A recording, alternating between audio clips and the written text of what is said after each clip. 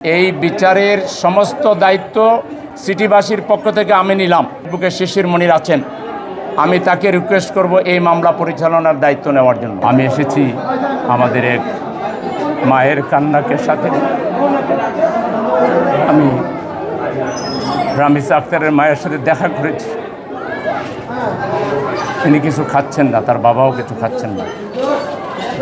যে ঘটনা ঘটেছে এটা অত্যন্ত হৃদয় বিদারক, বর্বর। এটা আইয়ামে জাহিলিয়াতকেও হার মানিয়েছে।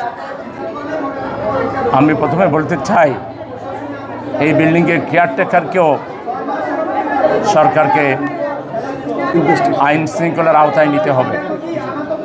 একটা ফ্ল্যাটে 3টা পরিবার, এবং তাও প্রতিবেশী একটা ভদ্র ফ্যামিলি, সেই ফ্যামিলির সাথে এরকম লম্পট, অভদ্র, এরকম মানবতা বিরোধী লোকদেরকে বাসা ভাড়া দিয়ে যে ব্যবসা করছে এখানে, এই পরিবেশ নষ্টের পিছনে প্রথম কারণ কিন্তু এটি। ওকেও আইনের আওতায় নিতে হবে। 2 নম্বর হচ্ছে, এই সোহেলকে শুধু এবং তার ওয়াইফকে গ্রেফতার করাই সরকারের একমাত্র কাজ না।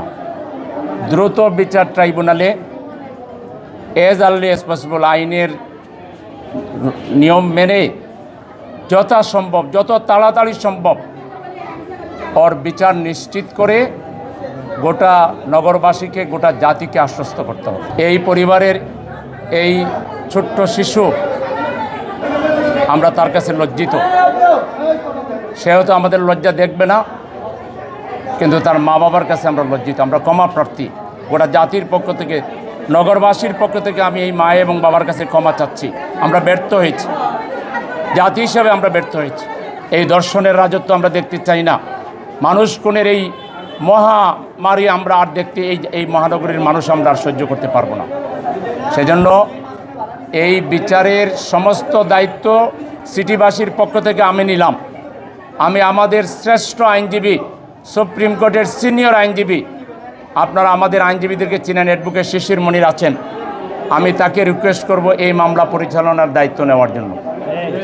এবং এই মামলা সুষ্ঠুভাবে হবে, বিচার হবে, আমরা খুনিদের বিচার দেখব, এবং একই সাথে আমরা এই নগরের প্রত্যেকটা নাগরিক এখন থেকে সজাগ এবং সচেতন থাকব।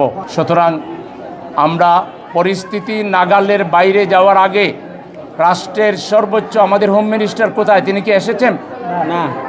হোম মিনিস্টারকে বলবো, আপনি অনেক ভালো ভালো কথা বলেন, এই ব্যাপারে সুস্পষ্ট অঙ্গীকার আপনাদের কাছ থেকে জাতি চায়।